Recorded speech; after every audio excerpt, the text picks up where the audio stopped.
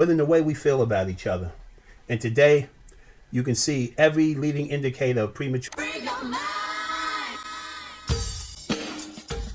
Why nothing will change for Black America. This is your brother C.C. Blackman. And today's conversation is about why nothing will ever change for Black America unless we do this. You know, for years I've been saying that self-destruction is on cruise control in the Black community, especially since the 70s. I was born in the middle 60s, so I'm qualified to say I've seen a steady decline in the life of Black Americans.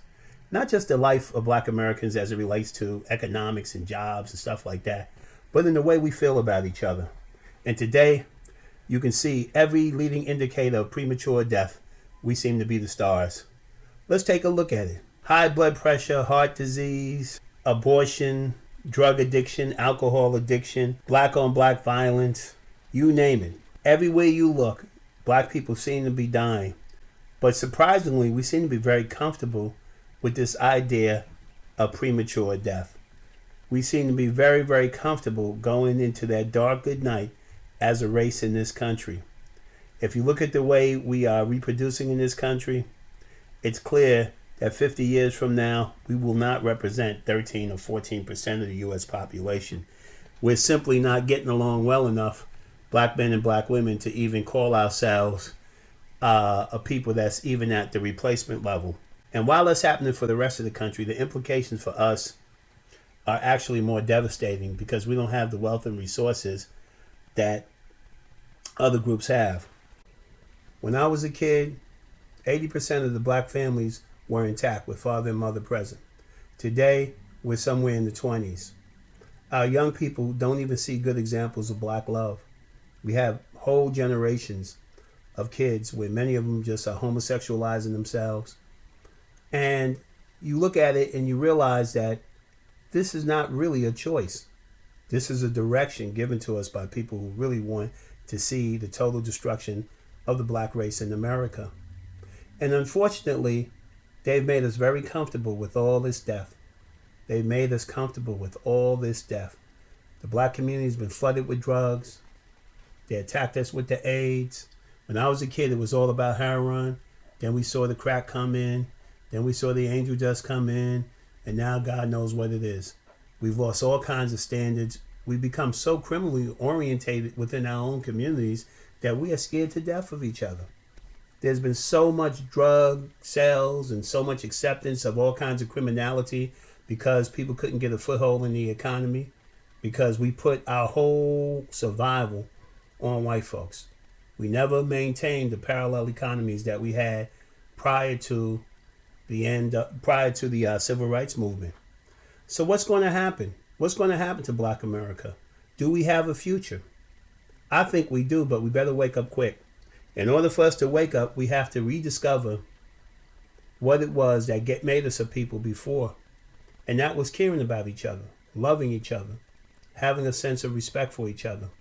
You know, you look at those people on the Edmund Pettus Bridge who marched during the days of civil rights, all dressed up in suits and ties, demonstrating to the world that Black people were people to be respected. When I was a kid, even the bums wore suits. Things have really changed. Today, disrespect is the way we relate to each other. And that's designed to make sure we never have economy. When I was a kid, people said young, gifted, and Black. We were pro-education. Today, we're anti-education. Everybody takes pride by putting their ignorance on display.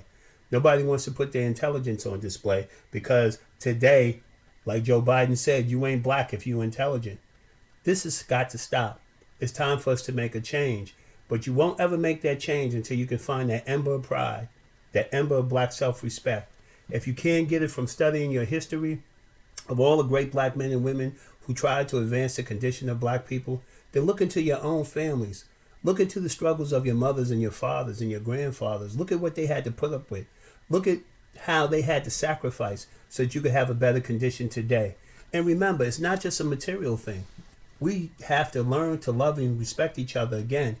But how can we do that when the only way we get to know each other is through the boob tube and through these negative movies and negative TV shows that constantly portray us in negative ways? You know, it was so funny to me when I saw the Black Lives Matter movement going on and I saw all these celebrities in Hollywood come out and act so offended that or so on, they want to be so much on the front line fighting for black people against police discrimination. Yet these very people love to depict us in the worst ways. They love to be the catalyst of black on black self-hatred. They know what those movies do to us. They know what those TV shows do to us. They know what that negative ass music we listen to does to us. That's not even black music. That's not black music. What kind of culture can sustain itself with such negativity? It's our chance, black people, to wake up. This is a new age. This is the age of the African Renaissance time. Not only do we have to wake up, but around the world we need to wake up. And we need to recognize that regardless of the differences we may have surrounding religion or national origin, the truth is black people still have the same old problems. We have to decide whether we're going to let white men run this world or Chinese men run this world and Indian men run this world without no say from what happens to the world by black people.